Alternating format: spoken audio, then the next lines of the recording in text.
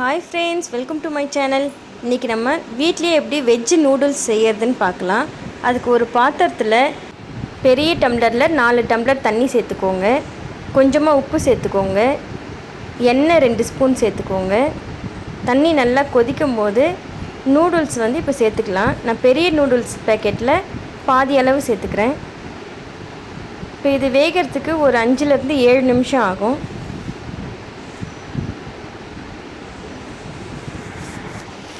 நடுவில் கொஞ்சம் கலந்து விடலாம்.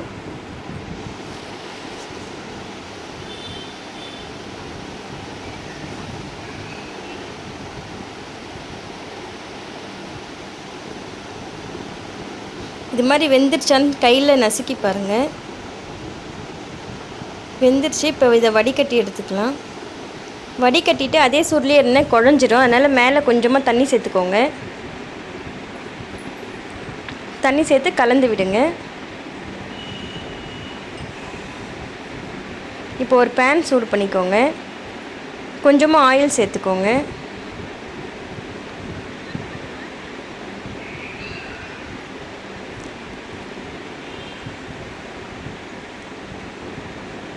ஆயில் சூடான பிறகு நான் பொடியாக கட் பண்ணி வச்சுருக்கேன் இஞ்சி 1 ஸ்பூன் சேர்த்துக்கோங்க.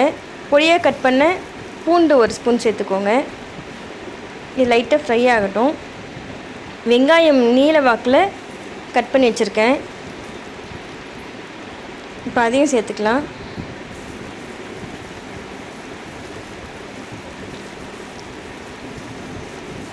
லைட்டாக வதக்கிட்டு இப்போ காய்கறி சேர்த்துக்கலாம். கேரட் நீல வாக்கில் துருவி வச்சுருக்கேன், அதை சேர்த்துக்கோங்க.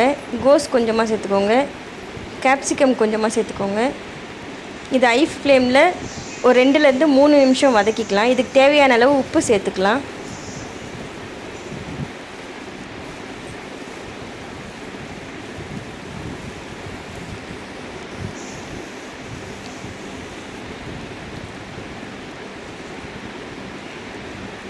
உப்பு சேர்த்ததுக்கப்புறம் கலந்து விடலாம்.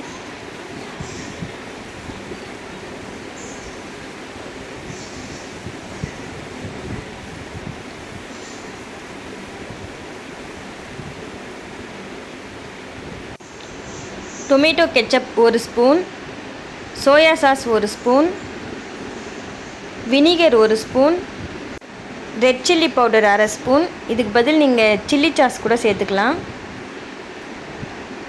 இப்போ எல்லாம் கலந்து விட்டுக்கோங்க. நல்லா கலந்ததுக்கப்புறம் நான் எடுத்து வச்சுருக்க நூடுல்ஸை இப்போ இதில் சேர்த்துக்கலாம்.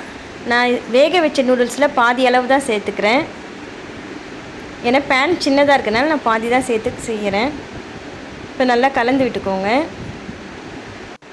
நான் இது செய்யறதுக்கு ஒரு வெங்காயம், ஒரு குடமிளகாய், ஒரு கேரட், கொஞ்சமாக கோஸ் எடுத்திருக்கேன். இதில் நான் கட் பண்ணி வச்சதில் பாதி அளவு தான் இப்போ சேர்த்து செஞ்சுருக்கேன். இன்னொரு பேட்ச் இதே மாதிரி செஞ்சு எடுத்துக்கலாம். நல்லா கலந்து விடுங்க. நல்லா கலந்ததுக்கப்புறம் மிளகுத்தூள் தூவிக்கலாம் 1/2 ஸ்பூன் அளவு. திரும்பி கலந்து விடலாம். கலந்துட்டு ஆஃப் பண்ணிடலாம். அவ்வளோதான், ரெடி ஆயிடுச்சு. நான் இப்போ செய்யறது 2 பேர் சாப்பிட்லாம். நீங்களும் இதே மாதிரி வீட்டில் சிம்பிளாக ஈஸியாக செஞ்சிடலாம். நீங்களும் இதே மாதிரி செஞ்சு பாருங்கள். உங்களுக்கு இந்த வீடியோ பிடிச்சிருந்தா லைக் பண்ணுங்கள், ஷேர் பண்ணுங்கள், மறக்காமல் சப்ஸ்கிரைப் பண்ணுங்கள். தேங்க்யூ.